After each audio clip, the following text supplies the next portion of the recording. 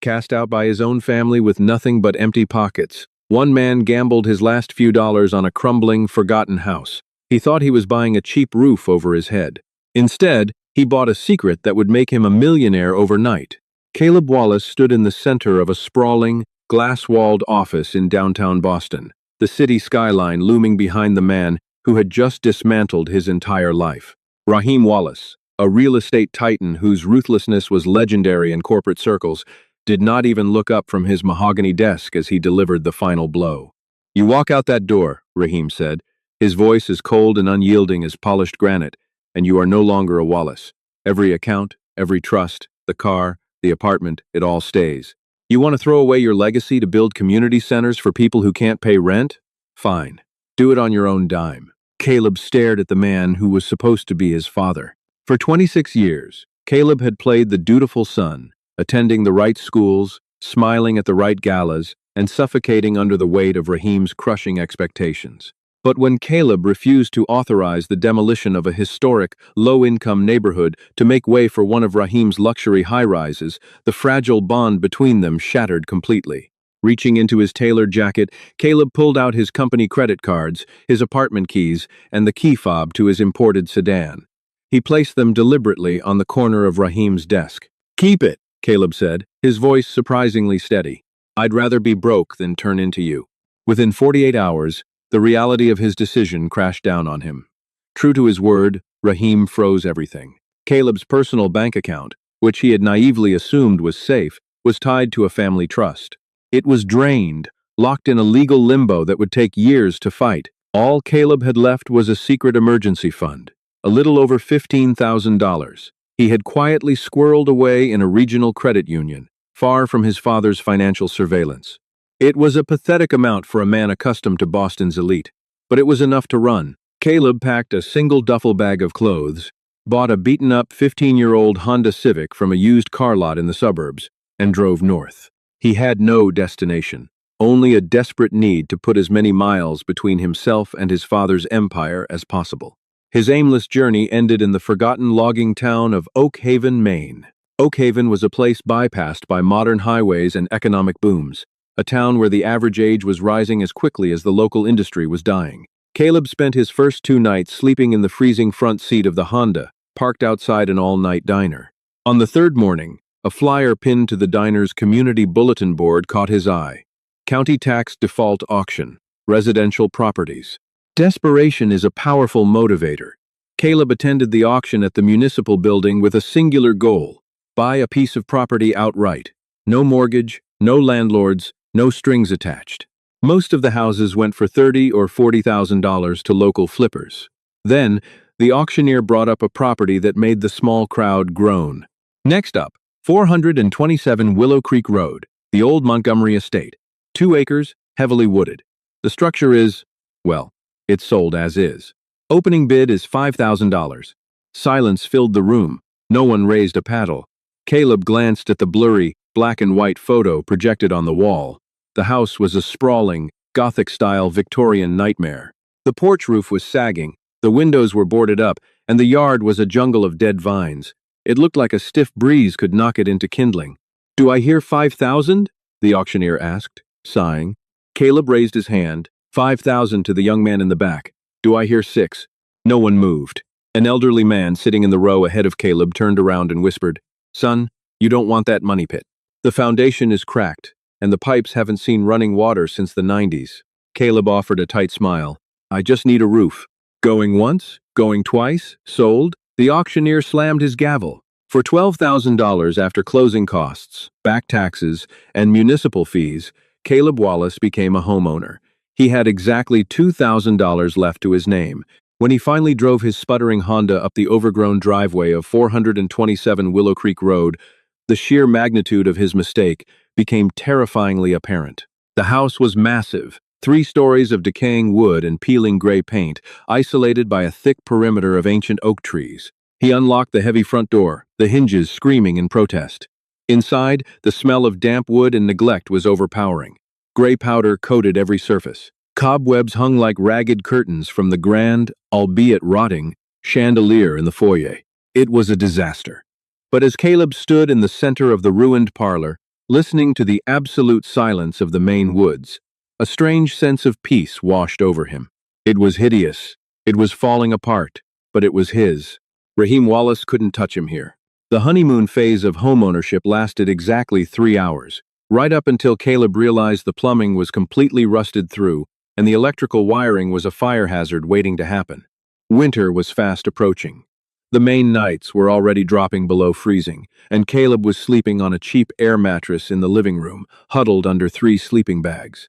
His days became a grueling, endless cycle of manual labor. He taught himself basic carpentry and plumbing by using the free Wi-Fi at the Oak Haven Public Library, watching online tutorials until his laptop battery died. He patched the worst of the roof leaks with cheap tar and scrap shingles. He tore out rotting floorboards with a crowbar, his hands blistering and callousing, his muscles aching with a deep, persistent fatigue he had never known in his soft, privileged life. It was during his second week of demolition that a battered Subaru pulled up the driveway.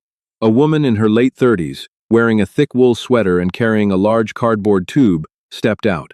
She navigated the treacherous, rotting porch steps with practiced ease and knocked on the open doorframe. "Hello?" she called out. "Anyone surviving in here?" Caleb emerged from the kitchen, wiping soot and grime from his forehead. "Barely. Can I help you?" "Evelyn Carmichael," she said, extending a hand. "I'm the head archivist at the Oak Haven Historical Society, and also the town clerk. I processed your deed. Figured I should come check on the madman who actually bought the Montgomery place." Caleb shook her hand. "Caleb Wallace. And I'm not a madman, just aggressively stubborn." Evelyn laughed, a warm, genuine sound that cut through the gloom of the house. "You'd have to be. People around here have been placing bets on how long you'd last. The general consensus is you'll be gone before the first snow." "I'm out of money," Caleb said plainly, surprised by his own honesty. "So unless I can walk back to Boston, I'm staying." Evelyn's smile softened into something sympathetic. She unrolled the cardboard tube and spread a large, yellowed blueprint onto a relatively clean section of the floor. "Well, if you're staying, you should know what you're living in." This house wasn't originally built by the Montgomery family. It was built in 1918 by a man named Elias Thorne. Wait, no, scratch that. Elias Sterling actually, let's just stick to his real name, Arthur Pendleton. He was a notorious eccentric, made a fortune in shipping, and rumor has it, quite a bit in bootlegging during Prohibition. He vanished in 1934. The bank seized the house, sold it to the Montgomerys, and it's been rotting away since they abandoned it in the late 80s. Caleb knelt beside the blueprints, tracing the intricate lines of the massive structure. Pendleton, bootlegging. "So, you're saying I might find a secret stash of whiskey to get me through the winter?" "If you do, I expect a cut," Evelyn joked. She tapped a section of the blueprint on the second floor. "But seriously, be careful up here. The Montgomerys always complained about drafts and strange settling noises. Pendleton was paranoid. He had his architects build weird alcoves and false walls. Don't go swinging a sledgehammer without checking what's bearing a load." Evelyn left an hour later, leaving Caleb with the blueprints and a thermos of hot coffee. Her visit sparked a renewed energy in him. That evening, by the light of a single construction lamp, Caleb took a tape measure to the second floor. He was trying to figure out why the master bedroom was freezing cold, despite him sealing the windows. He walked down the long, narrow hallway that connected the 3 upstairs bedrooms. According to the blueprint, the hallway should have run the entire length of the eastern wing, ending at a large bay window overlooking the backyard. But in reality, the hallway dead-ended into a solid plaster wall, roughly 10 feet short of where the exterior wall actually sat. Caleb frowned. He walked into the master bedroom on the left. He measured the interior wall from the doorframe to the back corner, 12 feet. He walked into the guest room on the right. Same measurement, 12 feet. He went back out to the hallway and measured from the top of the stairs to the dead-end wall, 20 feet. He ran downstairs, ran outside into the freezing night, and paced the exterior of the eastern wing, 30 feet. Caleb stood in the overgrown grass, his breath pluming in the cold air, his heart pounding a sudden erratic rhythm against his ribs. The interior rooms accounted for 20 feet. The exterior was 30. There was a 10 by 10 foot square of space on the second floor that simply did not exist on the inside of the house. He rushed back inside, nearly tripping over the debris in the foyer. He grabbed his heavy metal flashlight and a large claw hammer. When he reached the dead-end wall on the second floor, he knocked on the plaster. Thud, thud, solid. He moved to the left, knocking again. Thud, thud, solid. He moved to the dead center of the wall and rapped his knuckles against the peeling floral wallpaper. Hollow. A distinct, echoing sound reverberated from behind the plaster. It wasn't just a sealed-off chimney or a boarded-up closet. The echo was too deep, too resonant. There was a room behind this wall. Just as Caleb raised his hammer, his cell phone buzzed in his pocket. The jarring noise broke the absolute silence of the house. He pulled it out, annoyed, but the name on the cracked screen made his stomach drop. Raheem Wallace. Caleb stared at it. His father hadn't called him in a month. He almost let it go to voicemail, but a stubborn spark of defiance flared inside him. He swiped to answer and pressed the phone to his ear. "Are you done throwing your little tantrum yet?" Raheem's voice was smooth, patronizing, and completely devoid of warmth. "I heard you bought some condemned shack in the middle of nowhere." "Really showing me, Caleb. Truly a masterstroke of independence." "How did you find my number?" Caleb asked coldly. "I changed it. I own the telecommunications company that services your provider, Caleb." "Don't be naive," Raheem scoffed. "Look, the board is asking questions. It looks bad for the firm to have my son living like a vagrant. I'm willing to offer you a junior position in property management. You'll have to grovel to HR, of course, and your allowance will be strictly monitored, but it beats freezing to death in Maine." Caleb looked at the hollow wall. He thought about the opulent, suffocating life in Boston, where every step was dictated, every thought monitored, and every action weighed by its financial return.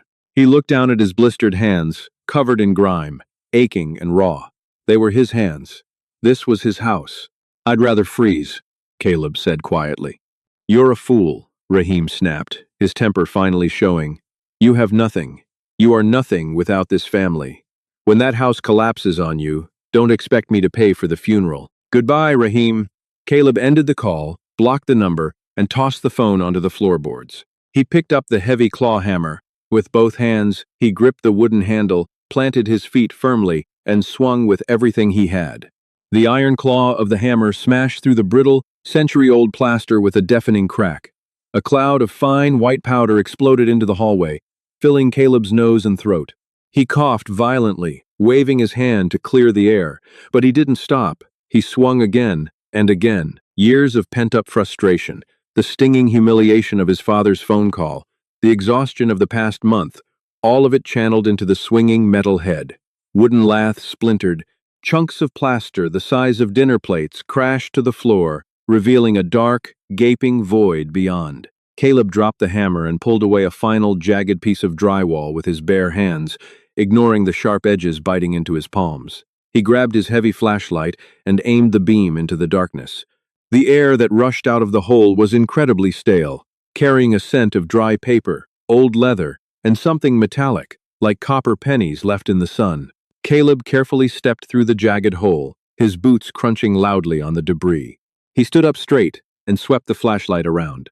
It was a study, a perfectly preserved, windowless room that had been sealed off from the rest of the world for nearly a century. A thick layer of gray, powdery sediment coated absolutely everything, softening the edges of the furniture. In the center of the room sat a massive, hand-carved mahogany desk. Behind it, a high-backed leather chair. The walls were lined from floor to ceiling with wooden bookshelves, groaning under the weight of hundreds of leather-bound volumes. But it wasn't the books that made Caleb's breath catch in his throat. Stacked haphazardly in the corner of the room were 5 wooden crates. They were stamped with faded black ink, the stencils reading, "Property of U.S. Treasury, 1928, do not destroy." To the right of the desk, embedded partially into the floorboards, was a massive, black iron safe. It was easily 4 feet tall, adorned with brass dials that had tarnished to a dull green. Caleb approached the desk first. His hands were trembling. He set the flashlight down so it illuminated the desktop. Resting in the center of a leather blotter was an open, leather-bound ledger. Next to it lay an ornate fountain pen, the ink long dried.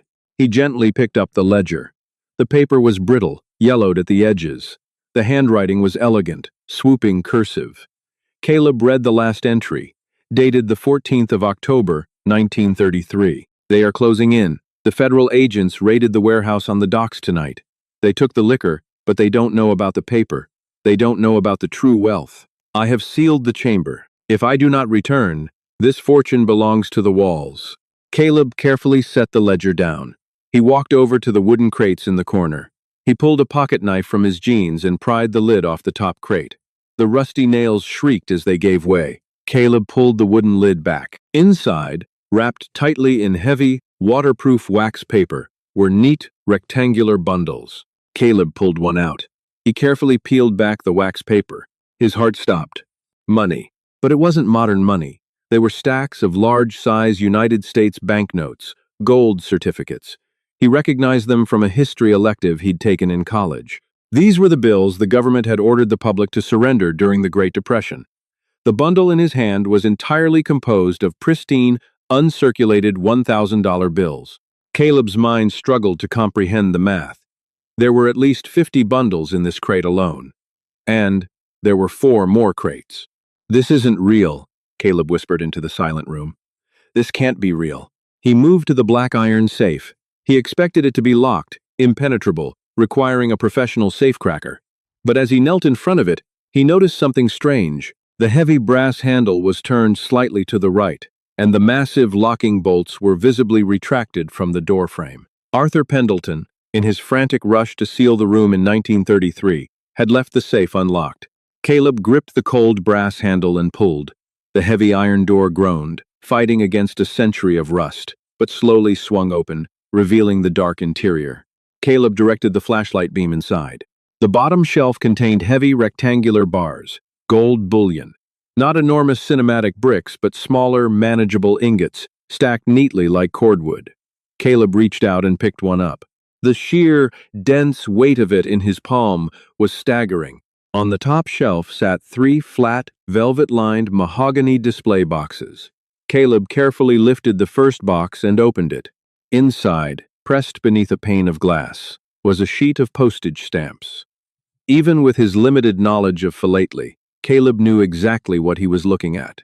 The stamps featured a blue airplane in the center of a red frame, but the airplane was printed upside down, the inverted Jenny, one of the most famous, rarest printing errors in American history. A single stamp was worth hundreds of thousands of dollars. An entire sheet of them was priceless. Caleb sat back on his heels, the cold air of the hidden room suddenly feeling suffocating. He had gone from having $2,000 to his name, facing a freezing winter and the mocking scorn of a billionaire father, to sitting in front of a hidden treasure trove that could rival the GDP of a small island nation. Panic suddenly seized him. The house was practically open to the woods. The locks on the front doors were weak. The windows downstairs were only covered in plywood. If anyone in Oakhaven found out what he had discovered, his life wouldn't be worth a dime. He needed help.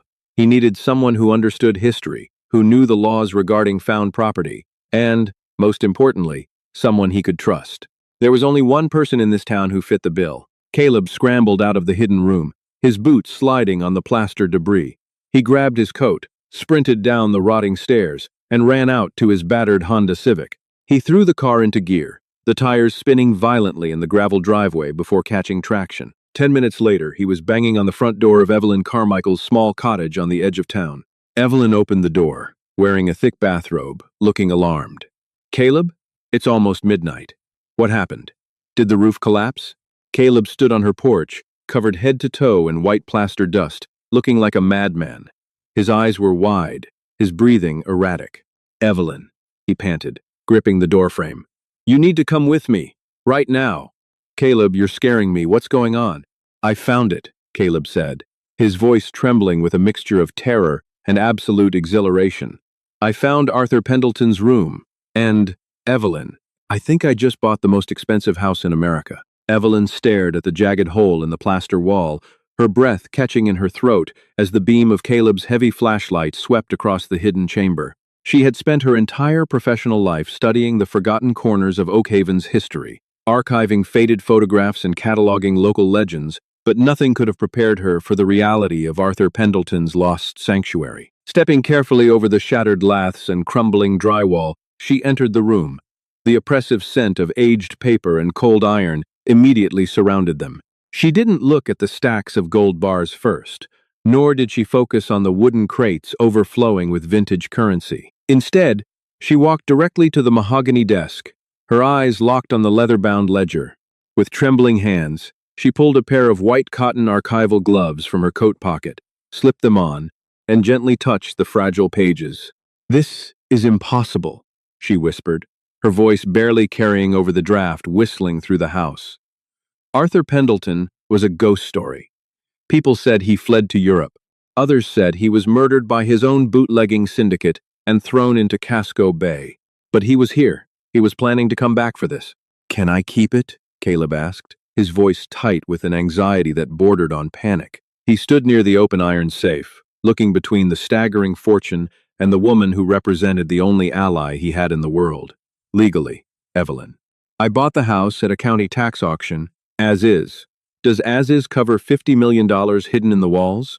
Evelyn closed the ledger and turned to face him, the historical wonder in her eyes rapidly giving way to stark, terrifying reality.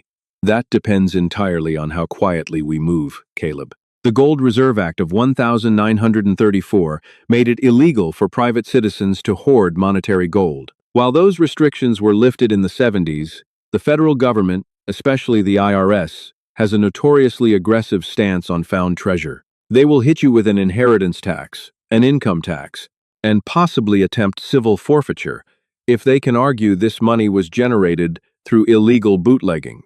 Caleb ran a hand through his dust-caked hair, the exhaustion of the past month suddenly crashing over him. "So they take it, just like my father took everything else." "No," Evelyn said firmly, her tone shifting from an archivist to a fierce protector. "They only take it if you play the game by their rules. Pendleton left you an out.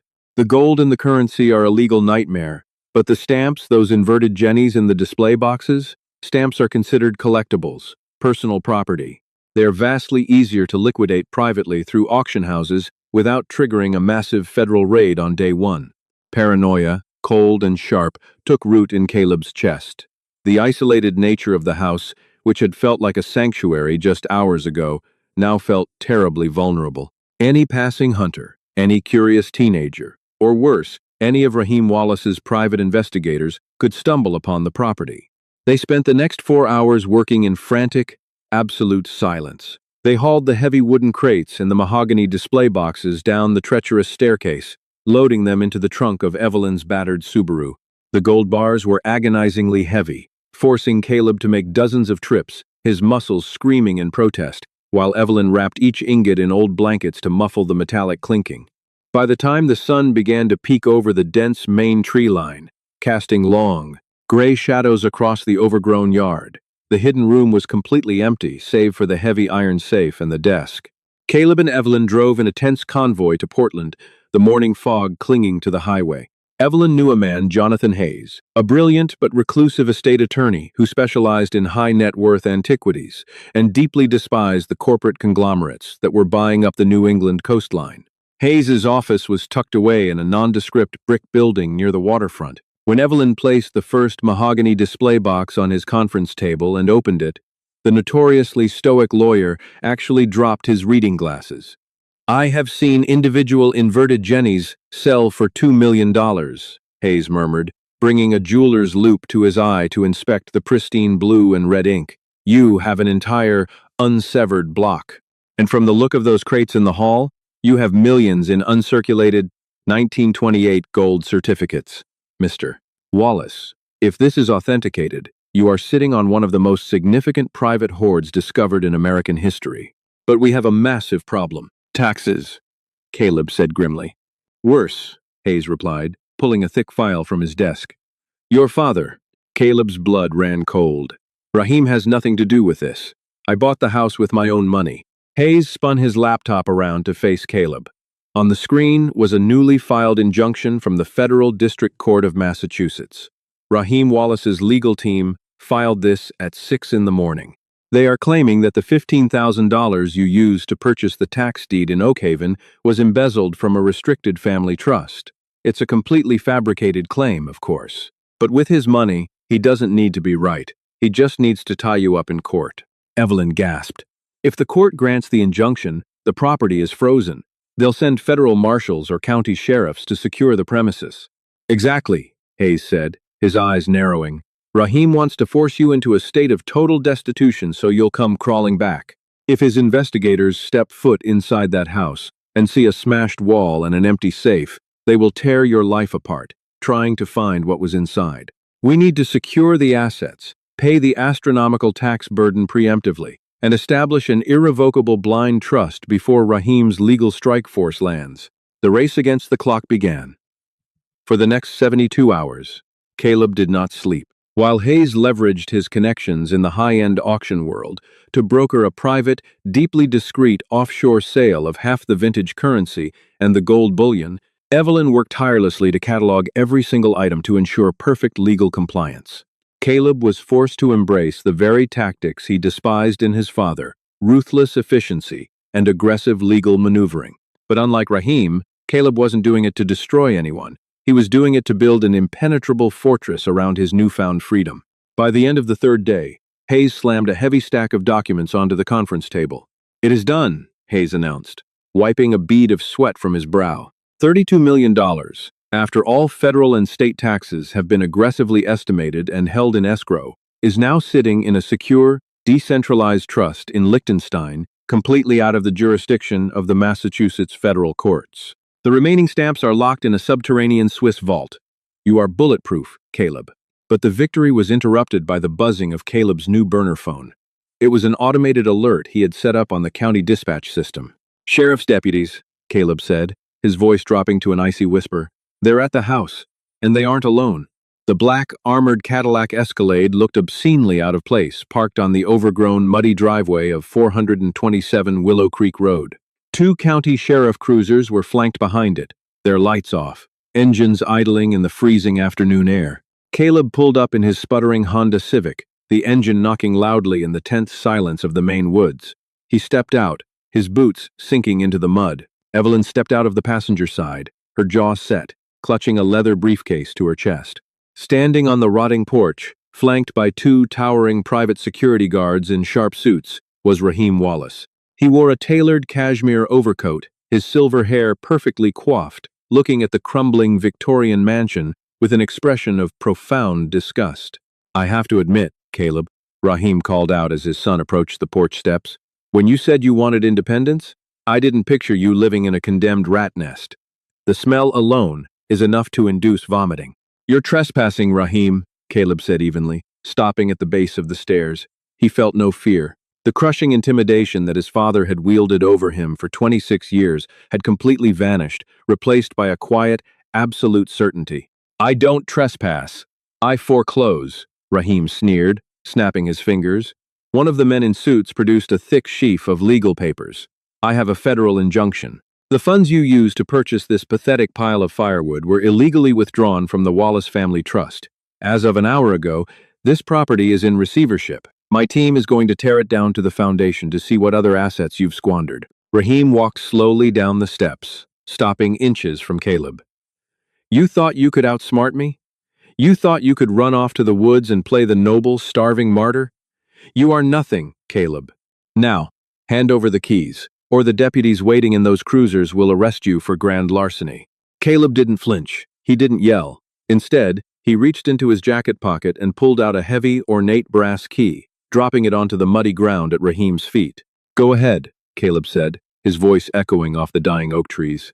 "Inspect the house. Tear it down if you want. It doesn't matter anymore."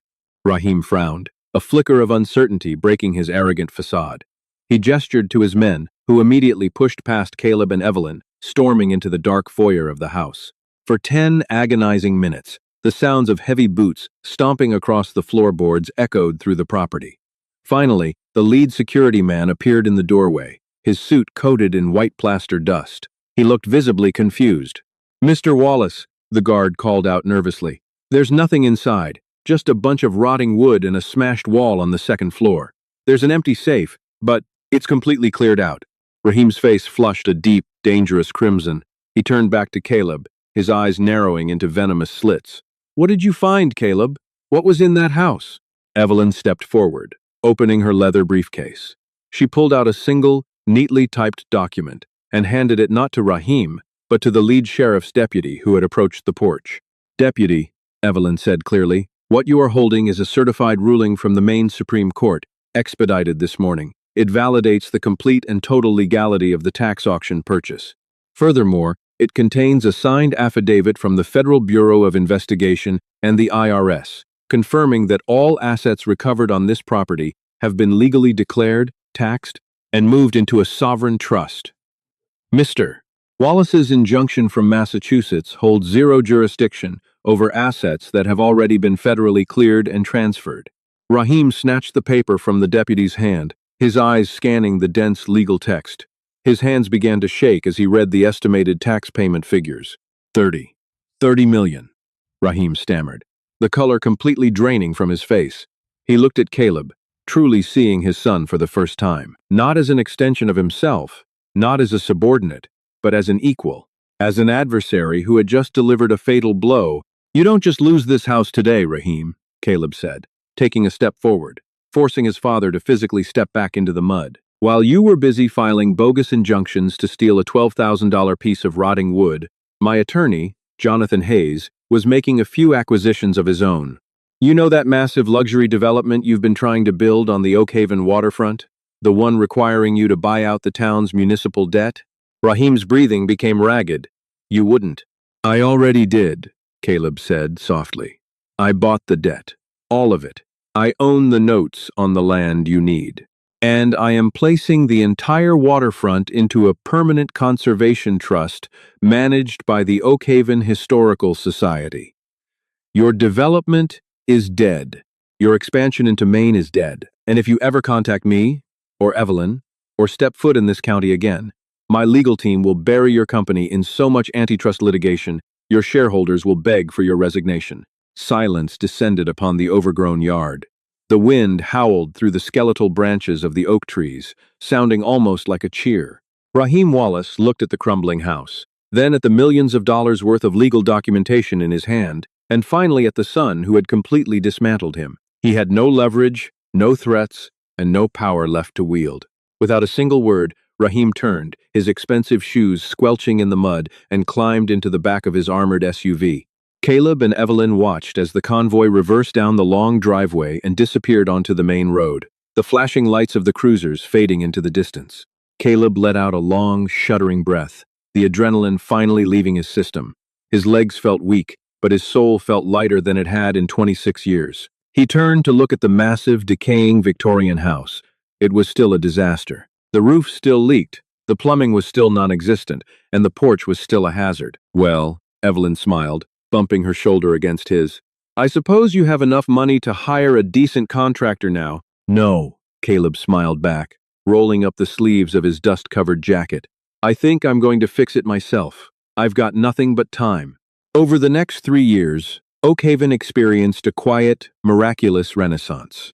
The abandoned storefronts downtown were restored, funded by an anonymous benefactor through a local historical grant program. The community center that Rahim Wallace had refused to build in Boston found a new home in the heart of Maine, boasting a state-of-the-art library and an expansive archival wing headed by Evelyn Carmichael. At the end of Willow Creek Road, the old Montgomery estate was no longer a rotting eyesore. The Victorian woodwork had been painstakingly restored to its original glory, the wraparound porch painted a brilliant, welcoming white. On warm summer evenings, the windows blazed with golden light, a beacon in the dense woods. Caleb Wallace had lost his family, his inheritance, and his former life. But in the hollow walls of a forgotten house, he hadn't just found a fortune, he had built a home. Sometimes, the greatest treasures are hidden in the places everyone else has abandoned, just waiting for the right person to unlock their secrets. If you were captivated by Caleb's incredible journey from a disowned son to a self-made millionaire, make sure to hit that like button. Share this story with someone who loves a real-life plot twist. And don't forget to subscribe to our channel for more unbelievable true stories of hidden wealth and redemption.